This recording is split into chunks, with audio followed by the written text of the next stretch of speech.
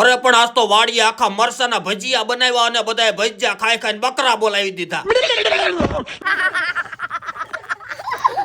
તો રામ રામ મિત્રો, હું તમારો પ્રિય મોજીલાભાઈ. અમે કાળા અંધારામાં ઉપડ્યા વાડીએ અને શિયાળાની એવી ટાઈટ હું તો ગોટો વળી ગયો, ગોટો. પછી અમે ઘાએ ઘા પહોંચી ગયા વાડીએ, પણ મને એટલી ટાઈટ સડી ગઈ ને તો 5 લીટર ગધેડીનું દૂધ લાવ્યા હતા ને ચા બનાવવા, ઈ હું બેઠો બેઠો પી ગયો. પણ અમારે 17 જાતના ભજીયા બનાવવાના હતા, એટલે અમે કાળા અંધારામાં સાનામાના ધીરુ કાકાની વાડીમાંથી 1.5 મણ લહણ ઉપાડી લીધું. તમારી જાતના સાલા ખદડાવ. અને પછી કારીગર તીખા મરસાની રગુ બહાર કાઢતા હતા. તા ચંદુભાઈ કે જોજો ઓ મરસાની અંદર કઈ રહેવું ન પડે, નકર તમારું ડો હવારે કારખાને જવાનું મોડું થાય છે. પછી હું લોખંડના લાકડા ને હોનાના પાણા માંડીને ચૂલો હળગાવ્યો અને મેં કડવા ઝાર જેવા 3 મણ લાડવા લાવીને લાડવાનો ભૂકો બનાવ્યો અને 20 ગ્રામ સવાણું લાવ્યા અને ઈ સવાણામાં 7.5 મણ લીંબુ કાપીને એનો રસ ઠેલવ્યો. મેં કીધું જોજો એલા કોકને અડધી રાતે આંસકા ઉપડી ગયા ને તો કોઈ બાપોય જવાબ નહીં દે.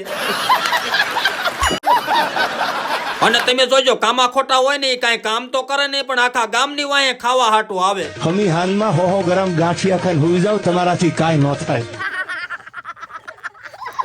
સાય ગરમ ઠંડા પાણી.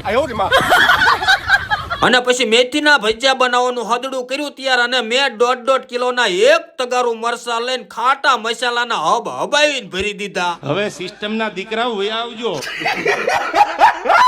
અને ભજીયાના પ્રોગ્રામમાં ચટણી વગર તો નો જ હાલે, અને ચટણી બની માલા ગ્રાન્ડ. સા ગરમા ગરમ સા. અને પછી ચૂલા ઉપર મોટો જબર તાવડો માંડ્યો અને ભજીયા તળવાનું ચાલુ કર્યું, અને ધીમા તાપે પેલો ઘાણ બારો કાઢ્યો ને તા તો ભૂખની બારે સુએ ખાવાનું ચાલુ કરી દીધું. મેં કીધું અલ્યા ઘડીક તો હા મારો હું એક આમટા ઉપડી ગયા છો.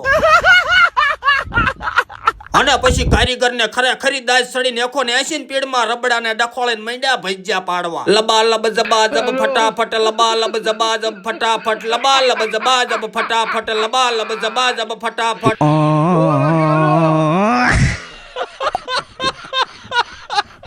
પણ હું તમને કહું, કાળા અંધારામાં વાડીએ ભજીયા દેવા બન્યા ને તો આખા વાટકા ભરી ભરીને ખાટી ચટણી અને ગળી હાકર જેવા સાસના ગ્લાસ ભર્યા અને થાળીઓ ભરી ભરીને ભજીયા ઉપાડ્યા. પછી મેં કીધું હવે જે થવું હોય થાય, પણ આ ભજીયા ખાઈ ખાઈને 110% કાલ હવારે આખા ગામની ગટરો નો ઉભરાય ને તો મારું નામ મોજીલાભાઈ નહીં. હવે રાણાનો ઘોડો ઉપડી ગયો, ઊભો ન રહે યાર.